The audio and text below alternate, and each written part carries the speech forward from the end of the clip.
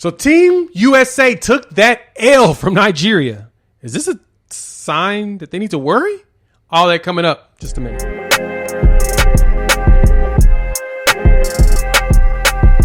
What's good, everybody? It's your boy Jay here with Unfair Sports, where we take a pensive approach to these sports conversation. And in this video, we're going to talk about Team USA taking an L to the Nigerian national team.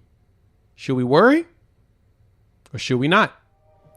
All right, Jay, so sticking with basketball, or at least I think that's what I watched also on Saturday night, was the first exhibition game of Team USA versus Nigeria from Las Vegas. The team headlined by Kevin Durant, Damian Lillard, Bradley Beal, and Jason Tatum.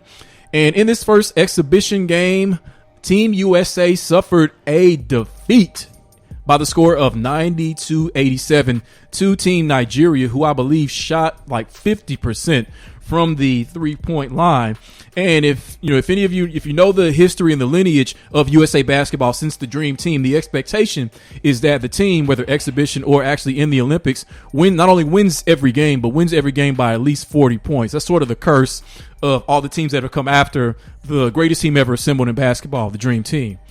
So with that, Jay, is it fair or unfair to say that Team USA should be worried after losing this game to Nigeria? I think it's fair, and I'm only saying it's fair because there's been a shift in basketball since the 92 Dream Team. 92 Dream Team was that the 92, the 96, and the 2000 were probably three of the greatest Olympic teams ever created. I mean, 92 was the first year that they actually used professional players, and then you started to see the trickle of multiple players doing it. And since then, and then of course we had, what was that, the 2004 team that was awful and got a bronze. Because it was a team full of young guys going against veteran NBA players around the world. Then the Redeem team hit in 08, going on, so on and so forth. My point behind that is that overseas, those teams have evolved. They've gotten better. I mean, some of your top 10 players in the NBA are foreigners. So, yeah, they should be worried because on this team, doesn't include all the top 10 players in the league. You don't have Steph. You don't have a LeBron. You ain't got Kawhi. You know what I'm saying? Yeah. So all the players that you really need, Devin Booker still ain't there yet because he ain't even, he's still in the finals.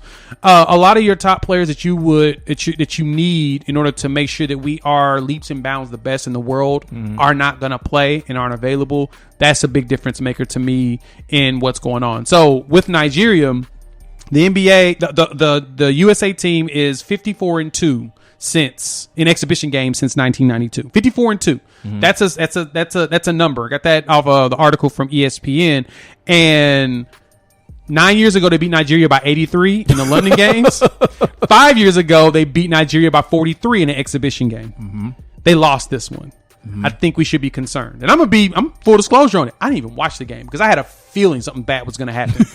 And then when I saw Kevin Durant get his shots just stuffed, it was bad. That stuffed. Yeah.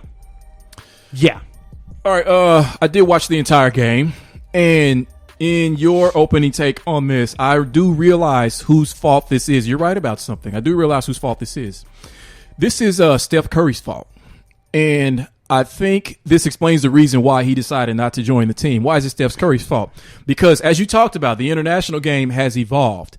It's evolved to, in a sense, turn into, or in a sense, maybe already somewhat was what the game is now because of Steph Curry, which is essentially from the three-point line first in. So if Team USA playing that style of basketball that we now play goes into a game against an international team that also plays that style of basketball, if they shoot threes better than us, doesn't matter that we have Kevin Durant. We're going to lose. And that's exactly what happened in this game. Team Nigeria shot lights out from 3-point. 47.6%. They were 20 for 42. Jimmy, they shot 73 shots in the entire game, and 42 of them were threes. But that's not what worries me. That worries me, but that's not what really worries me. What really worries me is not even that they lost the game, is that they only scored 87 points. Yeah, that was pretty low.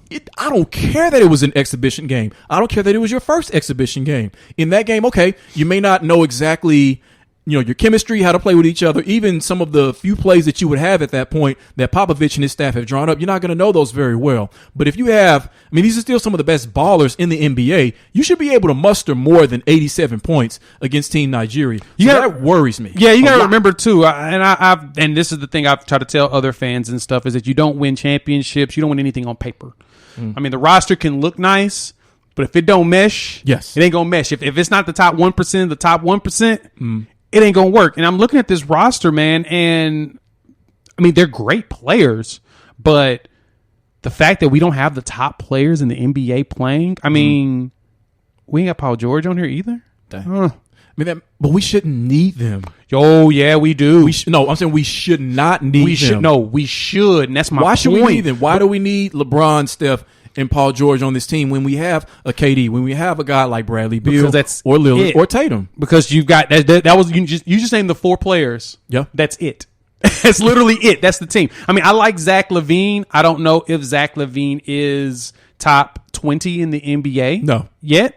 I think he has the potential for it, but there's probably 20 players you'll pick before him. I don't know. Unless you're a Bulls fan. So you're saying these are B players. You're saying outside of Kevin Durant, these are B stars, we'll say. Outside of Kevin Durant, Lillard, and Tatum, these are B stars. These are B stars. They're not superstars yet. Right. Some of them have the potential to get to that point.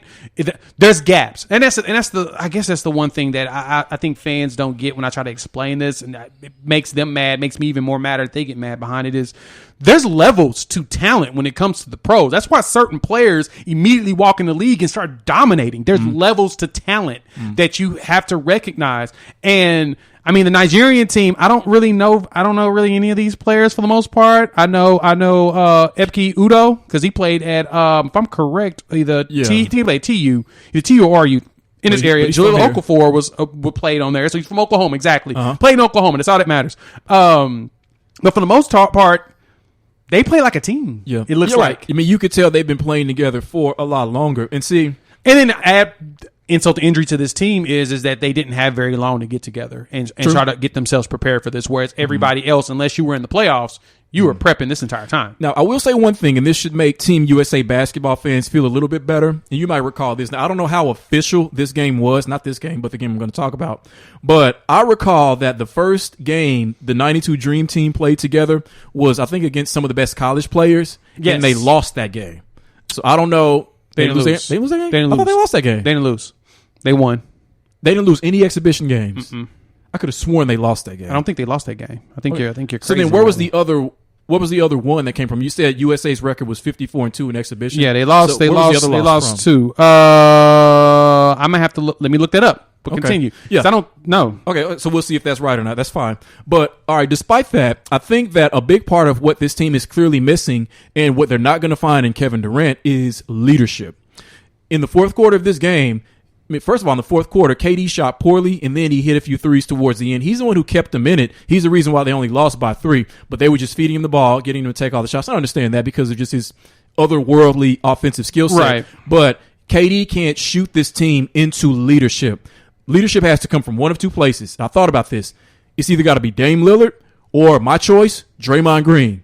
The most vocal individual, the heart and soul of a dynasty, of a former dynasty.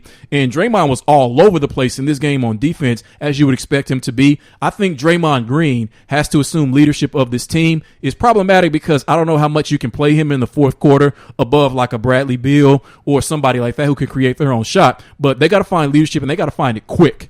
Yeah, and that's the key thing, is that they need somebody to step up and take over. And like you say, kind of lead them. Like right now, they're missing Devin Booker, Chris Middleton, and Drew Holiday, which I think adds an additional piece of leadership and a guy that doesn't give a damn, that will go out there and just do Drew it. Holiday, that's a good one. So you got. I think Drew's a really good leader. I think Chris Middleton and Devin Booker going out there just balling will help them a lot. But Kevin loves Zach LaVine, Jeremy Grant. I love Jeremy Grant, but I don't think Jeremy Grant's an Olympian. Him or Kevin Love, they should not be on this team. Not for the reason that Jalen Rose talked about as far as Kevin Love, but those two players should not be on this team.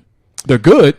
Kevin Love's a champion. Jeremy Grant, he's just starting to come into his own, but they should not be on this team. They said who wants to play, they raise their hand. They're one of the first few to raise their hands. That's why they're on this team. Ooh.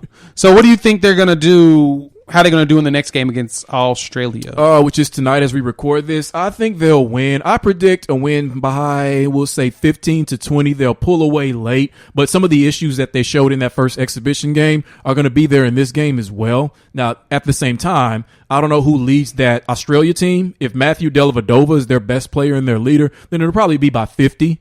But at the same time, like I said, if Australia knows how to shoot threes and space the floor and they make it into a 3-point shooting contest, then we could be right back here again next week talking about another loss.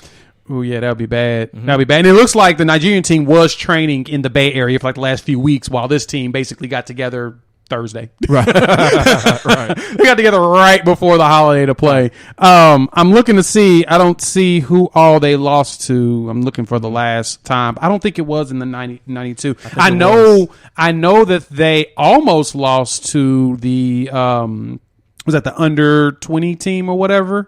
That was when Shea Seals went off and was cooking Scottie Pippen that game. That was a big. And that's part of what I'm saying. It may not have been an official exhibition game, but I really feel like they got beat by this younger team. And then after that, I mean, they woke up already pissed off from the start and just blew everybody out in historic fashion. Yeah, that sounds we'll see. Like the NBA team. So, all right, let's give it a check.